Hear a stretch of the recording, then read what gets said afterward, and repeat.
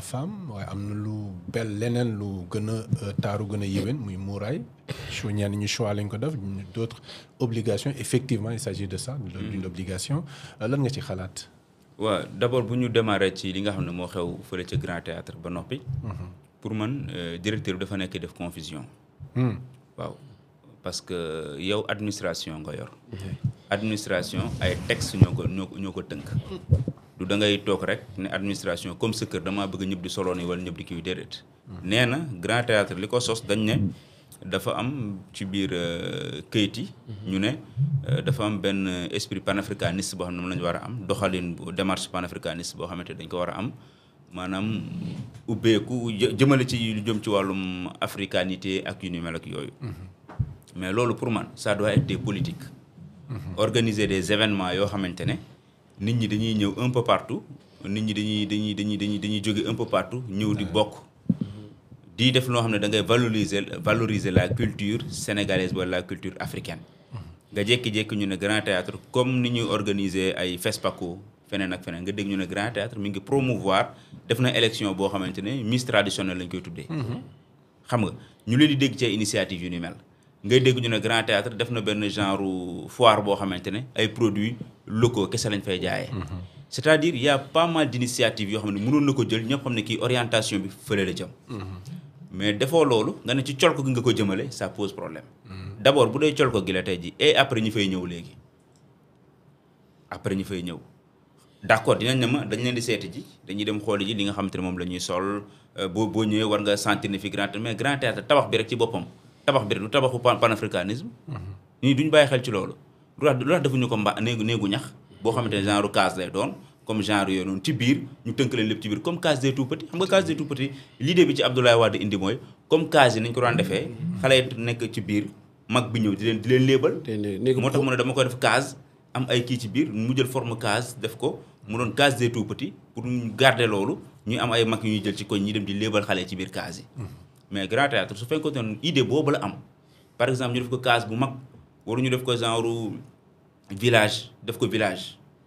ci biir nga dugg mu doon lépp loo xam ne dafay refléter mais bu fa duggee lan moo lay wan ne fii dafay refléter Afrique wala yu ni mel ak genre yooyu noonu ci bâtisse bi lépp loo fa gis lu moderne lu am kon mënoo nekk ci lu moderne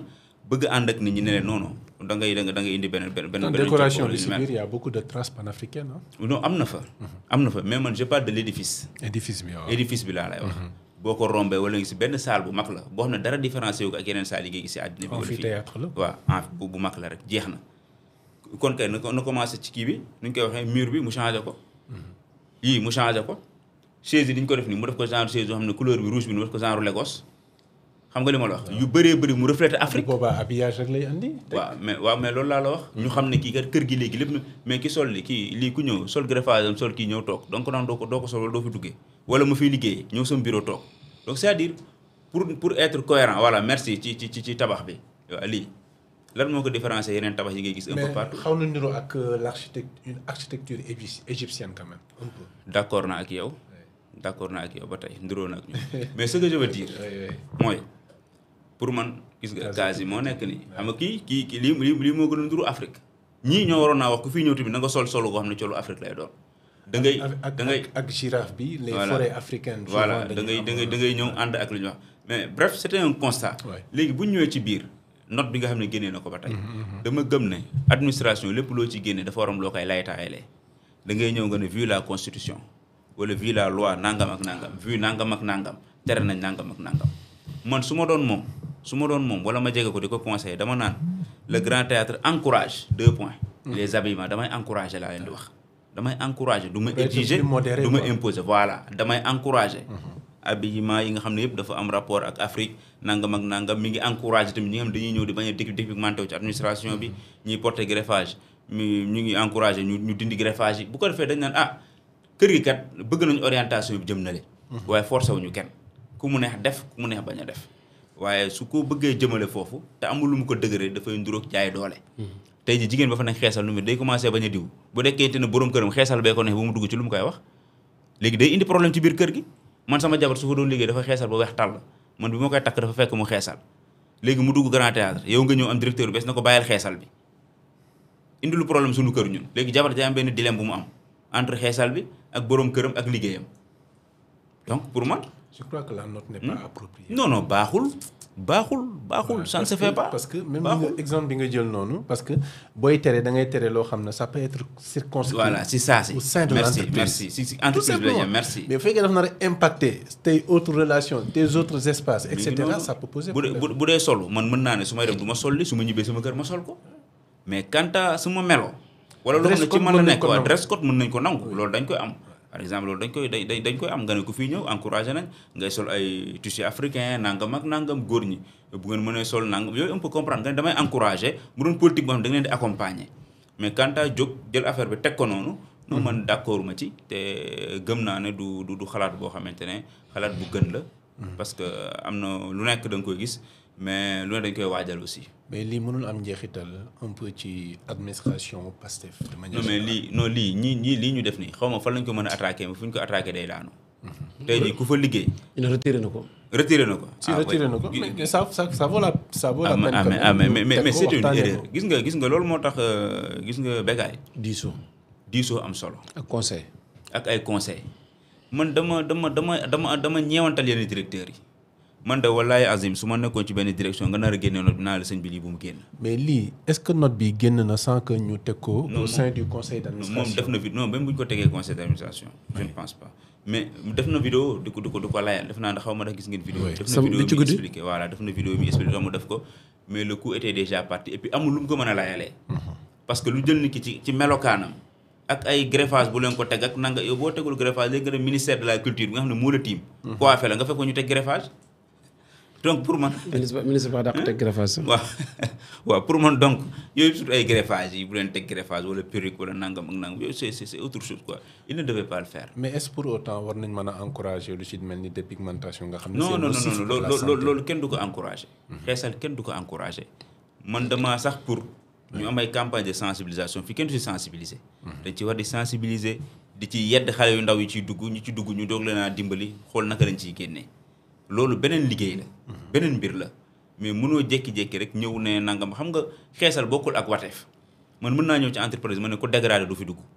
mais ñi dégradé dañuy dem watu dem toog mais xeesal boo ne ko xeesal du fi dugg ni muy def ñaata temps nga koy jox pour mu bàyyi xeesal bu bàyyi xeesal ban problème am na ñoo ne bu ñu bàyyi xeesal dootu leen xoolati de am na jigéen ñoo xam ne bu ñu bàyyi xeesal dootu leen xool tellement que dañ leen koo miiner donc loolu ça pose problème. ça pose problème Bécaye. waaw macha allah Moustapha jërëjëf ci leeral bi. man de dama ko wax rek dama ne bu la joxee poste ñett nit da nga ko war a ràññee. li nga moom li nga bokk ak liñ la boole. alxuraan bu yàlla wax wasaa'iru fil amri seen mbir di leen ko diisoo daf ci am solo.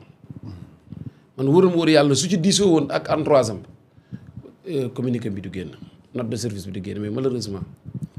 xam nga Olof Njaay day wax ne ku ñuy jiiñ liir ku ñuy jiiñ dëmm fekk la ngay soccoo liir.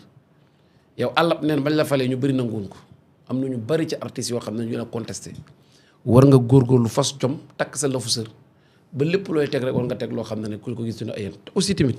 kii beneen communiqué bu ñu defaat la. waaw bu ñu génnee bu bees bi mooy bi nga xam ne mooy. La direction générale du Grand Théâtre National souhaite apporter des précisions suite à la publication d'une note de service interne qui a suscité des réactions diverses. Cette note visait entre autres à encourager une appropriation par le personnel des valeurs fondamentales de l'établissement au regard de ses missions. À travers cette démarche, l'administration du Grand Théâtre a voulu suggérer un cadre cohérent, respectueux de sa vision institutionnelle et en accord avec les valeurs d'exemplarité, de rigueur et de fierté culturelle qu'elle souhaite promouvoir. L'intention n'était nullement de restreindre les libertés individuelles, ni de manquer de respect à la personne humaine, mais plutôt de valoriser l'image professionnelle, culturelle et identitaire à travers ses agents dans le cadre exclusif de son fonctionnement. La direction générale regrette que cette note sortie de son contexte professionnel ait pu prêter à confusion ou susciter un sentiment d'exclusion et réaffirme que l'inclusivité, la dignité et le respect des personnes restent au cœur de ses priorités. Dans cet esprit, après avoir pris acte des préoccupations soulevées et sur l'instruction de la tutelle, la direction générale du Grand Théâtre retire la note de service concernée afin de garantir la conformité avec la loi et la protection des droits des femmes. tutelle bi moo jóg moo jóg maintenant. tutelle bi moo jóg mais mënu woon bàyyi mu wëy. Maintenant, ñu jëlee deuxième, troisième paragraphe bi à travers cette démarche, l'administration du Grand Théâtre a voulu, en accord avec les valeurs, a voulu suggérer un cadre cohérent. Mais est-ce que ni ñu ko formuler aussi. moo baaxul. baaxul. c'est-à-dire gis nga maam suggéré maam xam nga Moustapha Sarr dafa war a def maam nan nga war a def ba def la promotion. ci beneen façon mën nga wax sax ne ah man de ku ma gën a gis ci yéen. administration yi ku ci dàq colo africaine wax dëgg yàlla bàyyi na fi benn prix. prix boo xam ne prix day l'habillement. waaye koo xam ne ça va day sawate quoi. yeggali. yaa ngi dégg. mais moom mën na génn moom nag dafa bëgg waaye ak ay fecc de. foo ko fekk tamam gi ak fecc ba daal ban ça m'étonne quoi. mais homme de culture la. ah mais homme de culture. kenn comprendre mais yéen erreur yi war ko def yaa ngi dégg Moussa wax ko maam yu mel noonu si amee tey mu génnee ay médailles yoo xam ne da koy teg ne exemple tey képp koo xam ne rek ci grand théâtre nga tey kii kat damaa def fond bi.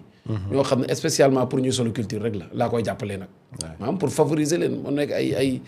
actes yoo xam ne pour favoriser loolu. mais malheureusement xam nga dañoo nekk ci aussi tamit di dëkk boo xam ne dëkku gëm-gëm la. am yoo xam ne soo ko waxee rek da ngay laal ngëm-ngëm te ngëm-ngëm pas-pas dafa garaaw. te deuxième bi troisième bi mooy contexte bi ñu nekk sax yii sax ko bëggoon génn waroon na bàyyi ba contexte bi daal. yow yaa ngi nekk ci seen parti au pouvoir gis nga yëngatu bu am ñii ñu ngi wax fii ñu ngi wax fii ñu ne leen régler lii ñu régler lii nga génnaat fële maye tànk lu may wax gars yi dama gis benn waa joo xam ne bañ ko falee rek la commencé dóor ci moom tey ma gis ci suba teel dafa julli fajar rek toog di bind